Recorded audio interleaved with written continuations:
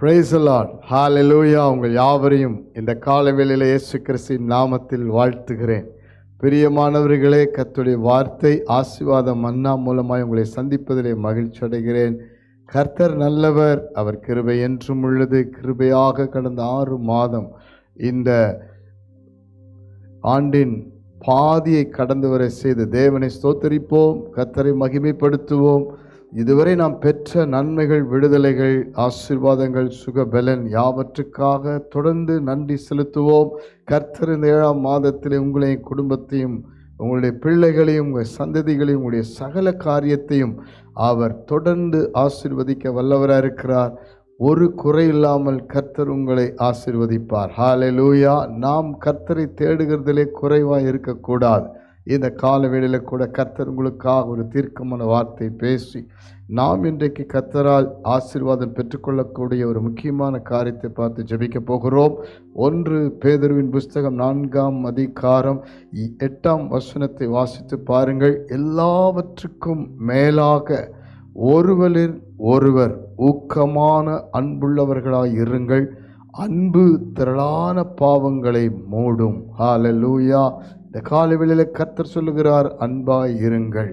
யோவான் 13:34 வசனத்திலே ஆண்டவர் சொல்லுகிறார், நீங்கள் ஒருவரில் ஒருவர் அன்பாயிருங்கள். நான் உங்களில் அன்பாயிருந்தது போல நீங்களும் ஒருவரில் ஒருவர் அன்பாயிருங்கள் என்கிற புதிய கட்டளை உங்களுக்கு கொடுக்கிறேன். ஹல்லேலூயா. பிரியமானவர்களே, அன்பு திரளான பாவங்களை மூடும். வேதம் சொல்லுகிறது, நாம் பாவிகளாய் இருக்கல கிறிஸ்து நமக்காய் மரித்ததினால் அந்த சிலுவையில் அந்த அன்பை விளங்க பண்ணினார். அப்போ அன்பினுடைய ஒரு அஸ்திபாரம் இயேசு கிறிஸ்து. நாம் ஒருவரும் கெட்டு போகாமல் எல்லோரும் மனம் திரும்பி ரட்சிக்கப்படணும்னு சொல்லி தம்முடைய ஒரே பேரான குமாரனை பிதாவாகிய தேவன் இந்த பூமிக்கு அனுப்பி இவ்வளவாய் அன்பு கூர்ந்தார் என்று யோவான் 3:16 வாசிக்கிறோம். ஒவ்வொரு குடும்பத்துக்குள்ளும் அன்பு, கணவன் மனைவிக்குள் அன்பு, பெற்றோர் பிள்ளைகளுக்குள் அன்பு, சமுதாயத்தில் அன்பு, வேலை செய்யறத்தில் அன்பு, ஊழியத்திலே அன்பு, சபையிலே அன்பு, நம்முடைய தனிப்பட்ட வாழ்க்கையில் அன்பு, இப்படி குடும்பங்களுக்குள், சொந்த பந்தங்களுக்கு அன்பு, இதெல்லாம் காணப்படும் பொழுது பாவத்துக்கு இடமில்லை, அந்த பிரிவினைக்கு இடமில்லை, விரோதங்களுக்கு இடமில்லை, பிசாசுக்கு இடமில்லை. ஹல்லேலூயா. பிரியமானவர்கள், இந்த அன்பு பாவங்களை மூடுமாம். பாருங்க, தேவ அன்பு நம் பாவங்களை மூடுவதற்கு போதுமானதாக இருக்கிறது.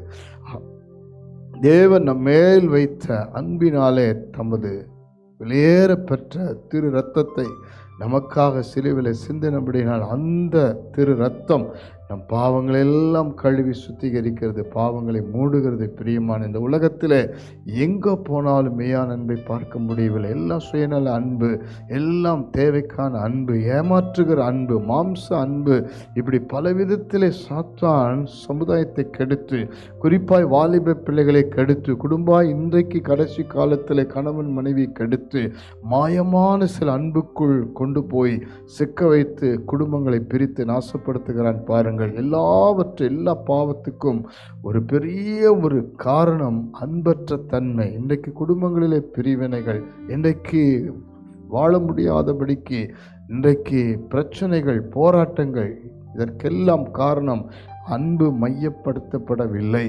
நாம் ஒருவரை ஒருவர் நேசிக்கும் பொழுது அங்கு சமாதானம் உண்டாகும், அங்கு ஒரு மனம் உண்டாகும், அங்கு எல்லாவற்றிலும் ஒரு மாற்றம் உண்டாகும். பிரியமானவர்களே, இப்பொழுது ஜெபிக்க போகிறோம். உங்கள் வாழ்க்கையில் கூட நீங்கள் சற்று யோசித்து பாருங்கள். உங்கள் வாழ்க்கையிலே எப்படிப்பட்ட அன்பு இருக்கிறது?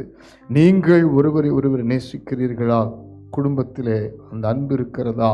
உங்களுக்குள்ளாக அந்த அன்பு மற்றவர்களை நேசிப்பதற்கு வெளிப்படுகிறதா? முதலாவது நாம் முழு இருதயத்தோடு தேவனில் அன்பு கூறும் பொழுது நாம் நம்மைத்தான் நேசிக்கிறபடி மற்றவர்களை அன்பு கூற முடியும். அந்த அன்பை இயேசு இன்றைக்கு கொடுக்கிறார். அந்த அன்பிலே வாழுங்கள், அந்த அன்பில் எல்லாரையும் நீங்கள் அன்பு கூறுங்கள். அந்த கிறிஸ்துவின் அன்பில் சுயநலம் இல்லை. கிறிஸ்துவின் அன்பு எல்லாவற்றையும் சகிக்கும். 1 கொரிந்தியர் 13 வாசிக்கும் பொழுது, அன்புக்கு பொறாமையில், அன்பு தன்னை புகழாத, அன்பு இருமாப்பா இராதது, பொய் சொல்லாது, எல்லாவற்றையும் சகிக்கும், தாங்கும். இப்பொழுது ஜெபிக்கலாமா? உண்மையான அன்புக்காக கண்களை மூடி ஜெபிப்போம். பரலோக பிதாவே, ஒருவரில் ஒருவர் அன்பாயிருங்களை சொன்னீரே, கணவன் மனைவியை பார்த்து சொல்லியிருக்கிறீர். ஒருவரில் ஒருவர் அன்பாயிருங்கள் என்று சொல்லி கர்த்தாவே தேவ அன்பு ஒவ்வொரு இருதயத்தில் ஊற்றப்படும்படி எங்களுக்காக பரிசுத்த ஆவியானவரை ரோமர் 5:5 ஊற்றி இருக்கிறீரப்பா. அந்த அன்பின் அபிஷேகம் ஒவ்வொரு குடும்பத்திலும் கணவன் மனைவிக்குள், பிள்ளைகளுக்குள், பெற்றோருக்குள், சமுதாயத்தில், வேலை செய்கிற இடத்துல, குடும்பத்தில், ஊழியத்தில், சபையில் ஊற்றப்படும்படி ஜெபிக்கிறோம்ப்பா. இயேசுவின் நாமத்தில் ஒவ்வொருவரையும் ஆண்டவர் இப்பொழுது உமது அன்பினால் நிரப்புவீராக. ஆண்டவர் அன்பு எல்லா பாவங்களை மூடுகிறபடினால், திரளான பாவங்களை மூடுகிறபடினால் ஆண்டவரே இந்த அன்பின் நிமித்தம் எல்லா சமாதானம் உண்டாகட்டும், ஒருமனம் உண்டாக, பகை பிரிவினை எல்லாம் முரட்டாட்டங்கள், பிடிவாதங்கள் எல்லாம் மேட்டிமைகள் எல்லாம் உடைந்து போகட்டும். ஆண்டவரே அந்த அன்புக்கு அடிமையாக ஒவ்வொருவரும் தங்களை ஒப்பு கொடுக்க உதவி செய்யுங்கப்பா. பாவத்தை மன்னிக்கிற அந்த அன்பை ஏற்றுக்கொண்டு ஆண்டவரே புதிய படைப்பாய் மாற ஜெபிக்கிறோம் கர்த்தர். அப்படி செய்வதற்காக நன்றி. ஒருவரில் ஒருவர் ஊக்கமாய் அன்பு கூற கிருபை செய்வீராக. இயேசுவின் நாமத்தில் ஜெபிக்கிறோம் ஜீவனுள்ள நல்ல பிதாவே. ஆமென், ஆமென், ஆமென். God bless you. ஒருவரில் ஒருவர் அன்பாயிருங்கள். எல்லா சூழ்நிலையும் கர்த்தர் மாற்றுவார்.